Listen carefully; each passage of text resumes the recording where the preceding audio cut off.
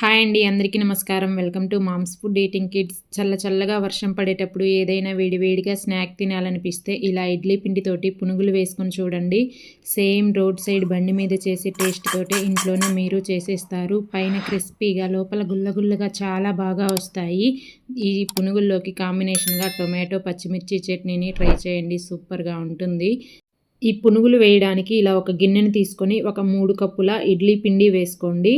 ఇది నేను 1 కప్పు మినప్పప్పుకి 2 కప్పుల రవ్వ వేసుకొని తయారు చేసుకున్న ఇడ్లీ పిండి అండి.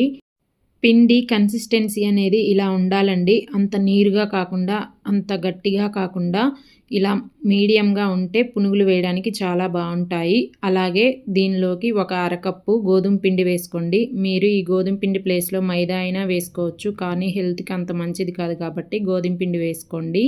అలాగే మీ రుచికి సరిపడా ఉప్పు వేసుకొని ఈ పిండి, గోధుమ పిండి అంతా బాగా కలిసిపోయేటట్టు బాగా కలిపేసుకోవాలి. ఇలా అంతా కలుపుకున్న తర్వాత ఒక 5 నిమిషాలు ఇలా పిండిని బాగా బీట్ చేస్తున్నట్టు కలుపుకోండి. అప్పుడు పిండిలో ఎయిర్ గ్యాప్స్ వచ్చి పునుగులు అనేవి ఫ్లఫీగా వస్తాయి.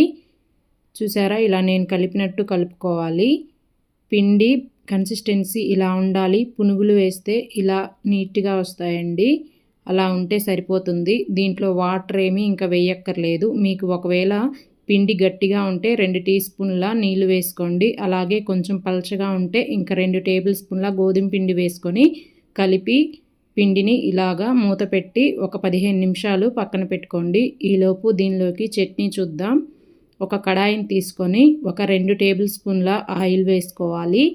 ఈ ఆయిల్ కొంచెం వేడయ్యాక ఒక 10 పచ్చిమిరపకాయలని ఇలా తుంచి వేసుకోండి. ఆయిల్లో వేసేటప్పుడు పచ్చిమిరపకాయలు తుంచి వేసుకోవడం వల్ల పేలకుండా ఉంటాయి.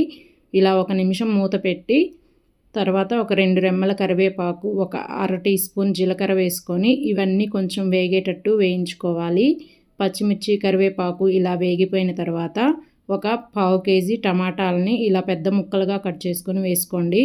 అలాగే 1 టీ స్పూన్ కల్లుప్పు వేసుకొని దీంట్లో నేను చింతపండు వేయట్లేదండి. టమాటాల్లో ఉండే పులుపు సరిపోతుంది. మీకు కావాలంటే ఒక 2 రెమ్మల చింతపండు వేసుకోండి. ఇప్పుడు ఒక మూతను పెట్టేసి మధ్యలో కలుపుకుంటూ టమాటాలు బాగా మెత్తబడే వరకు ఉడికించుకోవాలి. ఈ చట్నీకి కొంచెం పచ్చిమిరపకాయలు ఎక్కువగా ఉంటేనే బాగుంటుందండి. స్పైసీగా మీ కారానికి తగ్గట్టుగా వేసుకోండి. టమాటాలు ఇలా బాగా మగ్గిపోయిన తర్వాత స్టవ్ ఆపేసి పక్కన పెట్టేసి పూర్తిగా చల్లారనివ్వండి. ఇలా టమాటాలు పూర్తిగా చల్లారిపోయిన తర్వాత ఒక మిక్సీ జార్లోకి ఈ టమాటా, పచ్చిమిర్చి అంతా వేసేసుకొని ఒక 7-8 పొట్టు ఒలిచిన వెల్లుల్లిపాయలు వేసుకొని పల్స్ ఇస్తూ మిక్సీ పట్టుకోండి. ఒకేసారి తిప్పేయొద్దు, బాగోదు. ఇలా ఉండాలి చట్నీ అనేది. ఇప్పుడు దీన్నంతా ఒక గిన్నెలోకి వేసేసుకొని మనం మిక్సీ పట్టుకున్న గిన్నెలోకి కొంచెం వాటర్ వేసుకొని ఇలా ఒకసారి అనుకొని ఆ వాటర్ని ఈ చట్నీలో పోసేసుకోవాలి.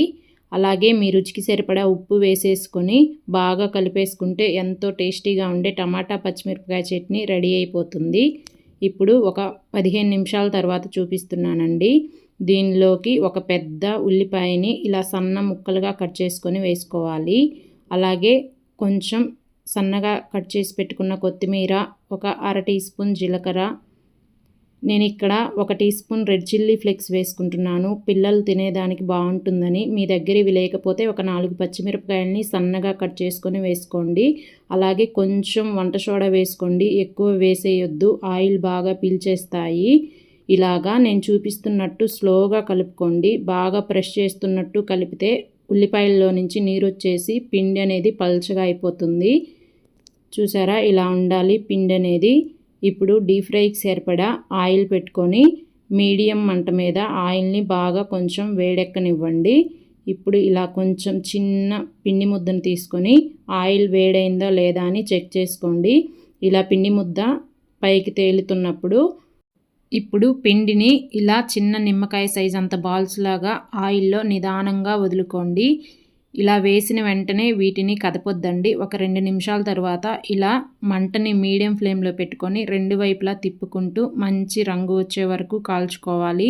హై ఫ్లేమ్లో పెట్టొద్దు, పైన క్రిస్పీగా అయిపోతాయి కానీ లోపల పిండిగా ఉంటాయి. ఇలా మంచి గోల్డెన్ బ్రౌన్ కలర్ వచ్చిన తర్వాత తీసి అన్నీ ఒక పక్కన పెట్టేసుకోండి.